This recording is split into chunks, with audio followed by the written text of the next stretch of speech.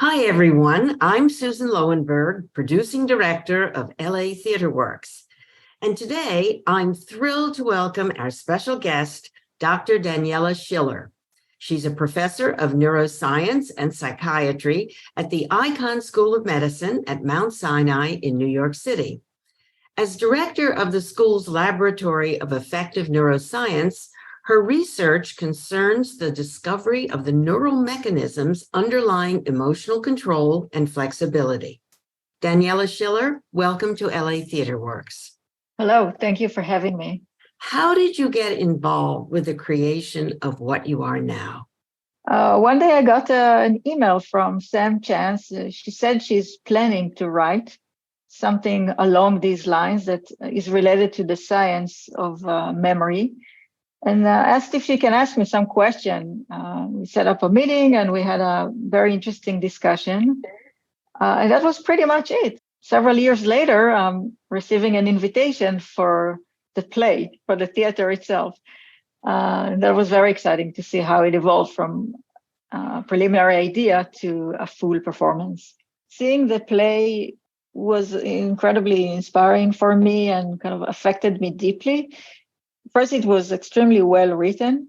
It was very accurate, the way it depicted the science. And not only that, it really depicted the life of scientists, which is very not glamorous. You know, you kind of clean cages of animals and you kind of do this like very difficult everyday work without any reward. So that captured it very nicely. But beyond that, just looking at the idea and how it applied to the Cambodian genocide, that was extremely moving. And I think touched many people at many levels. When did you develop your passion for neuroscience? Quite early on. I studied philosophy and psychology in my undergrad, in the bachelor degree. And I was kind of naturally drawn to philosophy of the mind and to psychobiology. And together, it leads to cognitive neuroscience, which is the study of the brain and the mind and behavior. I just thought it was fascinating. It's very complex and very essential to our being. In the play, Pia, who's a neuroscience researcher, says, "We believed for about a century that once a memory is formed, it's fixed and can't be changed." Could you explain memory consolidation and how recent studies have upended our assumptions about it? Yeah, what we originally knew is that when an event is happening, if there's no interference, the event can be stored through a process called consolidation. Consolidation is a molecular and cellular process in the brain that eventually leads to changes in the connectivity between neurons, changes in the structure of the synapses, which are these crossroads between neurons. And this is a long-term change. It takes hours and days, but eventually you have a more permanent change. And if this process is happening, then you have a memory that was formed. And we initially thought that this is a one-time process. It happens just at the beginning. That's why it was called consolidation. And we thought that whenever we retrieve that original memory. But then sometime during the 60s and 70s, there were studies that suggested another framework, which is that when we retrieve an old memory, it goes back to this unstable state, and then it has to be consolidated again, which was termed reconsolidation, because it's similar to it's not entirely identical, but similar to that original process.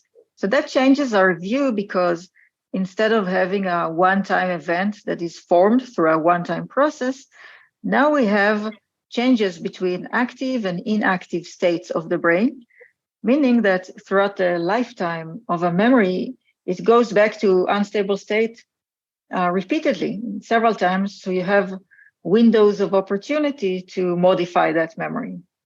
So it is possible to modify traumatic memories. We hope so. I would say we have evidence in the laboratory with animal models that study simple memories. And we have some evidence in humans, but these are all controlled experiments on a simple, I guess, weaker memories, not entirely identical to traumatic memories, which are old and complex and very strong. We can't do that for obvious ethical reasons.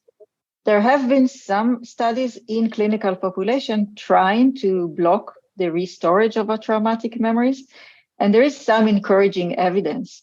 But from a scientific point of view, it's still too few. We need more and more research. The initial studies are encouraging, but there's not enough to actually implement it.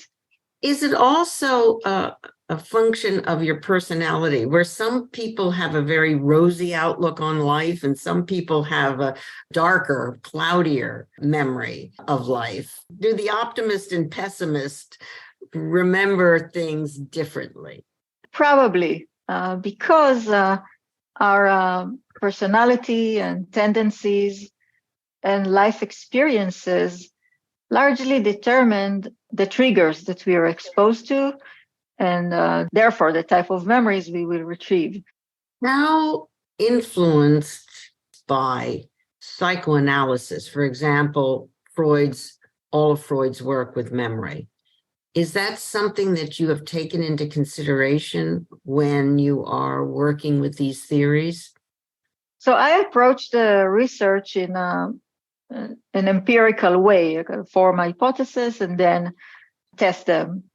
And these hypotheses should be testable, not mere assumptions. However, many of the concepts are greatly fitting with psychodynamics and psychological theory that has been developed independently. And I think that process is quite fascinating to see how we arrive at the same conclusions through completely different methods. So what we propose as memories are changing, they're dynamic, and that we can modify them by retrieving them. These are ideas that do come up in psychoanalysis and different levels of awareness. And I think it's fascinating, and I very much enjoy when I meet and participate in joint events where people come with these different approaches and we compare notes. In the play, Pia says, normal fear exists in two forms, instinctive and learned. Both forms of fear can become deranged. What does she mean, and what are some examples? We have innate memories that we don't learn to be afraid of. We just are. For example, fear of snakes or spiders, or just like dark things moving fast in our direction. This is something we are sort of wired to respond to. And we don't need to learn that. And we also don't need to learn how to be afraid. We are just afraid. How has your research impacted treatment for PTSD? And have you seen any encouraging results? The research on reconsolidation has been incredibly exciting and inspiring. There have been hundreds of studies across species, in animals, and also in humans. And recently, we have seen the translation of these studies into the clinic. But research is ongoing, and has been fascinating to be part of the memory field and see how our views on memories are being updated. So in the play, Pia's mother has gone through an unspeakable ordeal during her life under the Khmer Rouge regime. It seems like this level of trauma would take years to modify, if it's possible at all. Are memories like that indelible, or is there hope? This is really the biggest question we're confronting. What we know from scientific research is that that's how normal range or typical range of emotional memory works. Whether it can be applied to such strong and old memories is unclear at this time. There has been some evidence that you could modify some aspects of the memory, or you can reduce the reactivity to the memory, but we are not yet at the point of actually targeting a specific traumatic memory and modifying it. But this is the ultimate purpose, and this is where the research is moving toward, to find a way to capitalize on that process of reconsolidation in order to somehow modify these traumatic memories, at least reduce their impact. What other neuroscience research is your lab doing right now? My lab, in addition to studying PTSD patients and fear memories, we also examine social interactions and how the brain is tracking these social interactions. And this applies to many psychiatric disorders that have social dysfunction, like autism and different personality disorders, including PTSD. That part of the lab is focusing on the social aspects of mental health. Finally, I have to ask you about your other career as a musician. Yeah, the band has been a great fun. I actually started playing with my mentor, the person who I worked with at NYU when I was a postdoc. And this is Joseph Ledoux, who is kind of the founding fathers of the emotional brain. We formed a band of scientists. We were all scientists. And we called ourselves the Amygdaloids. And the first album was called Heavy Mental. And the songs were songs that are inspired by scientific concepts. Like Memory Trace is one of the songs, and Mind-Body Problem. So these are not didactic songs. It's really love songs, and it's like pop rock songs. The ideas behind them are inspired by scientific ideas. Dr. Daniela Schiller, thanks so much for joining us today.